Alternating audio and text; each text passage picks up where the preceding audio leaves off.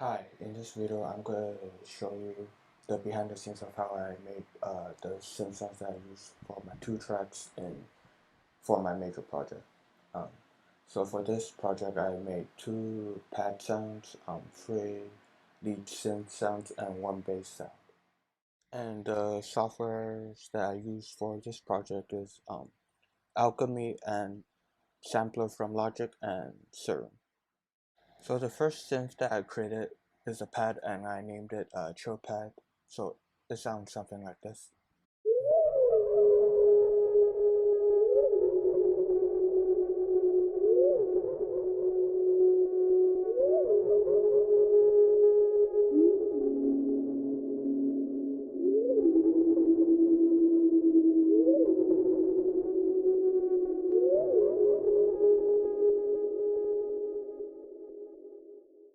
So this Chill Pad is one of my most unique sounds that I created out of the six. This pad is what gives this track its identity because of its unique sounds that you hear. The weird whale sounds is really interesting and I really like it. It really gives the track its character. So to show you what I did, one of the main things for this synth sound was its unique word sounding whale sounds. To make that, I had the pitch of the actual synth modded. So I have envelope 1 and envelope 2 modded to the tune of the pitch. So whenever I play a note, like it gives a constant movement. So it's not just one simple like normal pad where boom and then a very long sustain, but like there's constant movement within that one note that I play. So without the LFO and the envelope, it sounds something like this.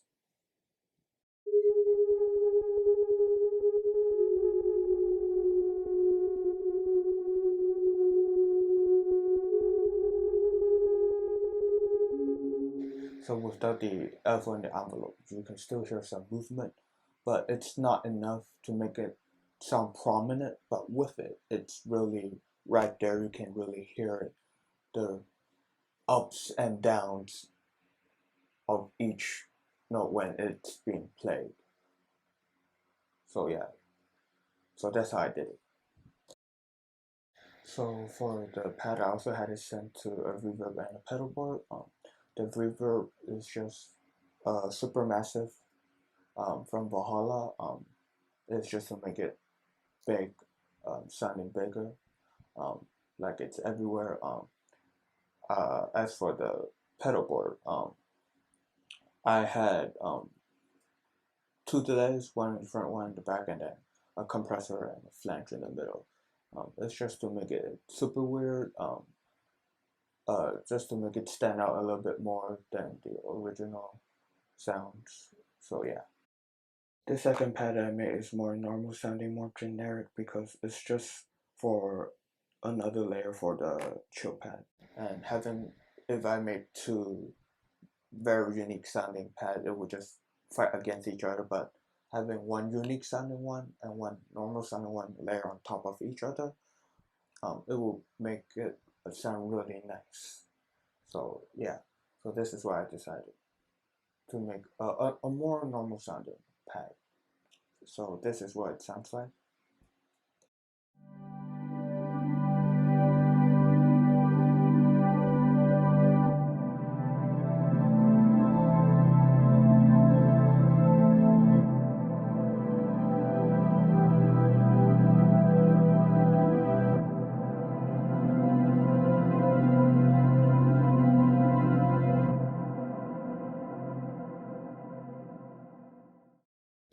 So yeah, this is more normal sounding, but it really gives it that atmospheric vibe that like I really like about pads. So if you layer them two together, it sounds something like this.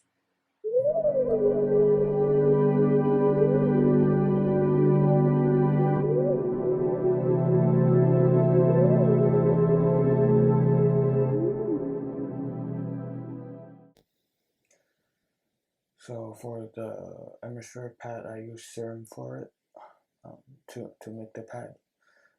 So I have acid wave in oscillator A and a basic MIDI in oscillator B. I also have a sub going on that's set to a sine wave at -1 octave, and a noise that's set to breath. These two are just to help fill in the gaps and to make it more warm and lush. I also have a filter going on. It's engaged to both oscillator A and B and the sub and the noise. As for the envelope of the track, the attack of it is very, very long. It's at like 2.5 seconds because I want it as slow and smooth as possible. The decay is also long. Um, I just wanted to have that very long and slow moving vibe of like a normal pad would sound like. So as for the filter when it's not being played, it doesn't cut off anything, but when it's being played, it cuts off all the high ends, so it's just all that mid and low ends that I want because I want all that warmth from the pad, and that's the only thing I want from it. No high ends whatsoever. So as for some of the effects that I use, I have a hyper and a dimension. These are just to make it sound more lush. I also have a chorus. It's to do the same thing to help it sound more lush, a warm, smooth sounding, and also a reverb, of course, just to give it that space. I also have this pad sent to another bus with a Valhalla Supermassive on it, and that's the main reverb. Is to give it that space, that feeling of it being really big and everywhere, and all surrounding, feeling the very smooth vibe of it. So yeah, so that's why I have it sent to a Supermassive. So this next synth sound is my first lead synth. So have a listen.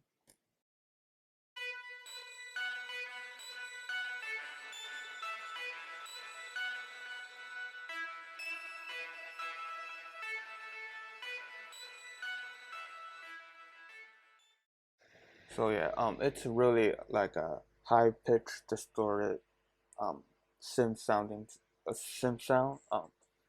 I did it on purpose. Is to have it stand out within the song, have it be like, so it doesn't like, since it's the lead, it needs to stand out. So I wanted to create something that just pops in your head. It doesn't just like goes away. When I'm blending with other sounds that I have, so it stands out a lot. To create this, I used Alchemy. I had 4 different sounds all loaded in and blended. The first two sounds A and B are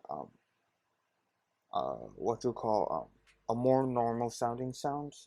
So if I turn C and D off, so it would be like this.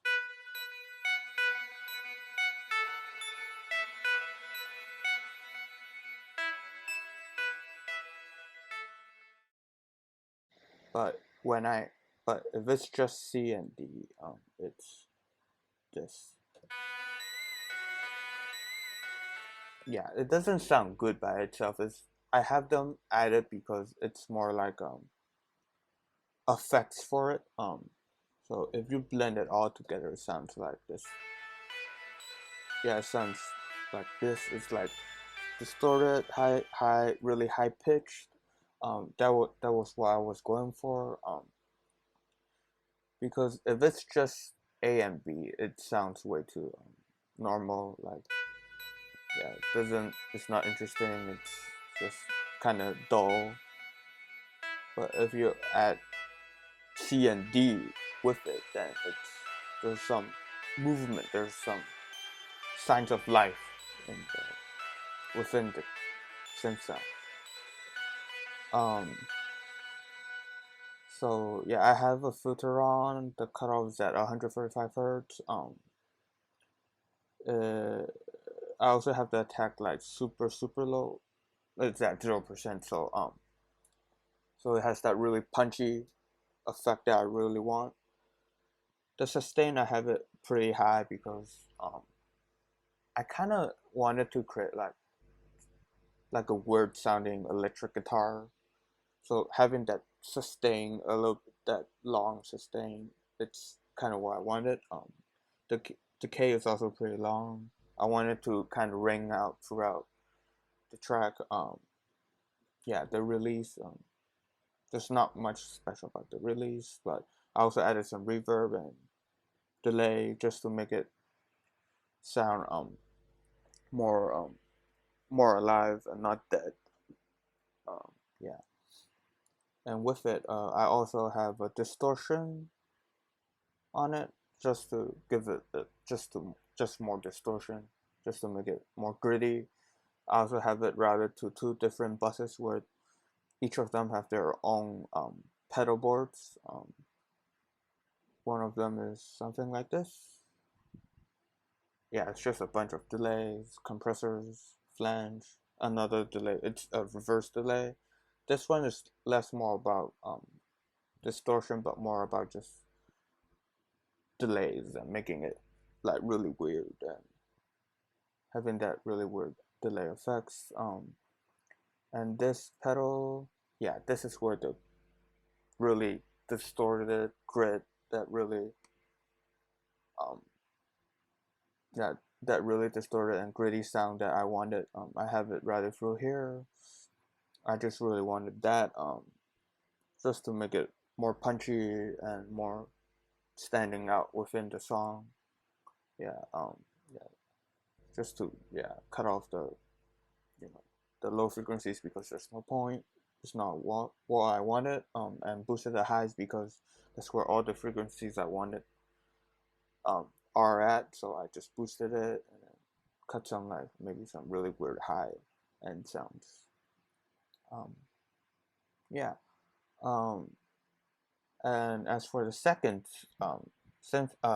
second synth lead sound that I made is this.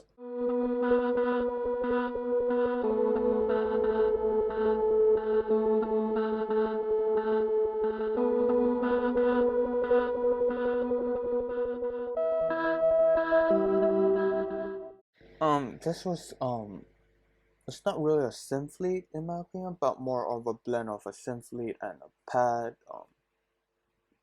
It's a mixture of both when I created. Um, it's just to add like a layer on top of Titanic A customs.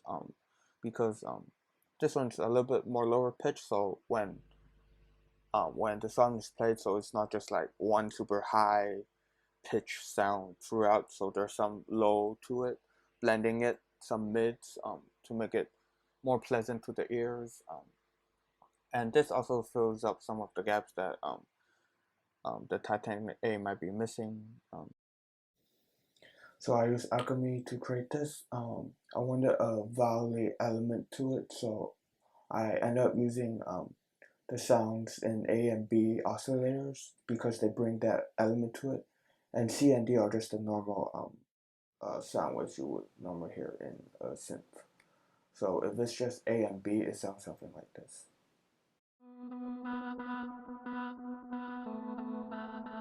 It's kind of dull, but there's that weird voice human element thing in it that I really like. And when I added C and D, it's that the sine wave and the additive that gives it that fills in the gaps that is missing. So the sine kind of act as a pad for the synth itself that it plays along, so it fills in the gaps that is missing. Um, yeah, I have an arpeggiator going on right here, so it's like the movement is there constantly. This is why I think it's not really a pad or like a synth lead, because it kind of sounds like a pad, but not synth lead. Because if it's a pad, the attack won't be this low. But um, but since how the sounds are working, having this low, like almost zero attack will make it give it that punchiness that I want, but not too much. That it's just a normal, just another like synth lead sound that's really punchy. I have the sustain all the way up because I wanted to have that like pad element to it, have that long, have it play it for a very long time. Release to have it just when it dies out, it takes a while before it's totally gone. I really like that for a pad. So there's some elements of two of the different. So it has the elements of like both a pad and a synth, like a punchy synth. I also have some reverb going on, delay. Yeah, and one of the main thing that I did is to have it automated. So when it's just like constantly moving. So there's like it keeps it interesting. So there's like movement to it when you listen to it. So it's not stale or dull. Yeah.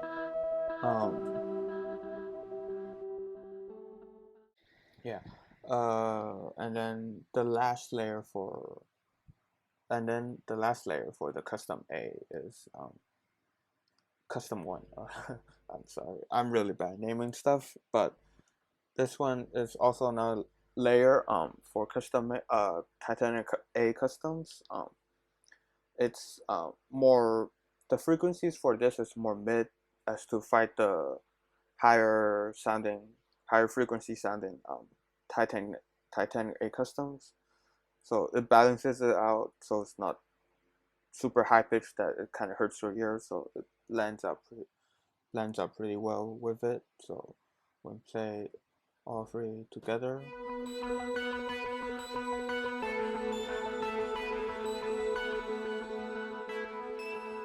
you can still clearly hear Titanic A custom as the main thing, but like custom one brings in a little bit of like rhythmic and warmth to it. Yeah. So I use alchemy for this one too. Um, this time I only use three. Um, additive is the sound that gives it the punchiness, the rhythmic element to it. The square and time width is there just to give it a bit more character to it, give it make it more interesting sounding. Because if it's just A that's playing throughout, it would sound something like this.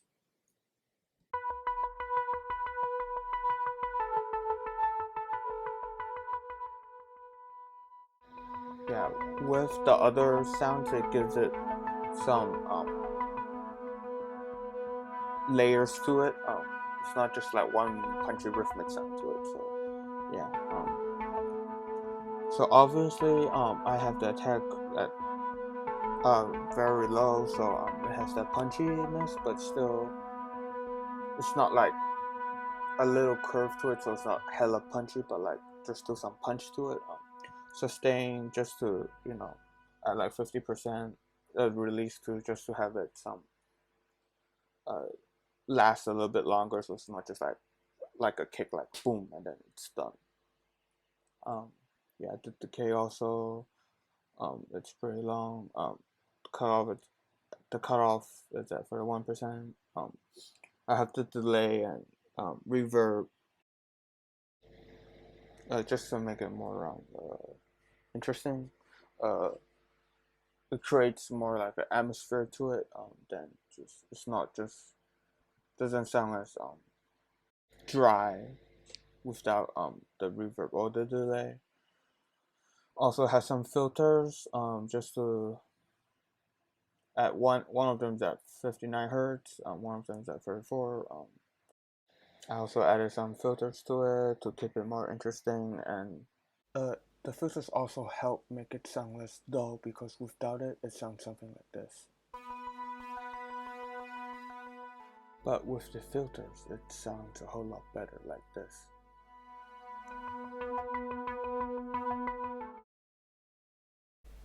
So now onto the bass. What I really want from this bass is to have it really fat, have it really have have it really fat, have it really warm, just low subby bass, basically like a pad, but a bass version of it. So I use Serum for this. I have a saw wave and a sine wave, both of them at -1 octave. Also have a sub at -1 octave, which is also a saw wave. I also have another noise. It's just to fill in the gaps. Yeah. The envelope. I have the attack at 249 milliseconds. So that it still has some punchiness to it, but not too much. Where it's not like a pad. It's just like, yeah. So it still have some punchiness to it, but also have that little pad element to it. The hold. I want it to be as long as possible because I want that like elongated feeling. So I also have the sustain and decay pretty long also. I also have a filter on, uh, which cuts off when it starts. It cuts off the high frequencies, but when I play it, it just when a note is played, it boosts the low ends and then all the way to the high ends, opens up and then comes back down and then goes back up again. Um, and how I did it was I had an envelope. I have it very similar to the first envelope that I had. Just some slight adjustments like shorter hold and decay, uh, but like a longer attack. And then have it like modded for the cutoff and the drive. So when every note is played, it opens up and then closes, goes back to the original position where it cuts off the high frequencies. So yeah, and that's how I created all 6 of my synth sounds for the major project. So if I put everything together, it sounds something like this.